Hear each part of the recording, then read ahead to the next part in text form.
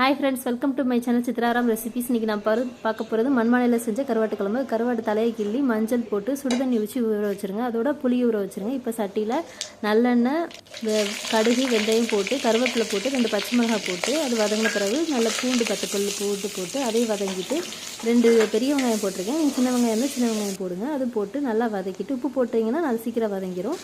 அதோட 2 சின்ன சைஸ் தக்காளி இல்லை பெரிய ஒரு சைஸ் தக்காளி ஏதாவது ஒன்று போட்டு நல்லா வதங்கிட்டு அதுக்கப்புறம் மசாலா எல்லாம் சேர்த்துக்கலாம். மசாலா சேர்த்துட்டு நல்லா வதங்கட்டும். வதங்கையும் புளி தண்ணியை மசிச்சுட்டு புளி தண்ணி நல்லா இது பண்ணி 2 தடவை புளி தண்ணியை கரைச்சி ஊற்றிக்கோங்க. தண்ணி ஊற்றின பிறகு நல்லா கொதி வரையும் இன்னொரு கிளாஸ் வாட்டர் விட நல்லா ஒரு கொதி வரையும் தான் நம்ம அடுத்து நல்ல கருவாடை நல்லா கழுவி வச்சுருப்போம்னா அதை எடுத்து நம்ம அதில் சேர்த்துட்டு மூடி வச்சு ஒரு 10 நிமிஷம் வச்சிங்கன்னா போதும் மீடியம் ஃப்ளேமில். அதோடு சேர்த்து கொத்தமல்லி சேர்த்து இறக்குனீங்கன்னா நம்ம சுவையான மண்பானை கருவாட்டு குழம்பு ரெடி ஆயிரும். Like and subscribe to my channel.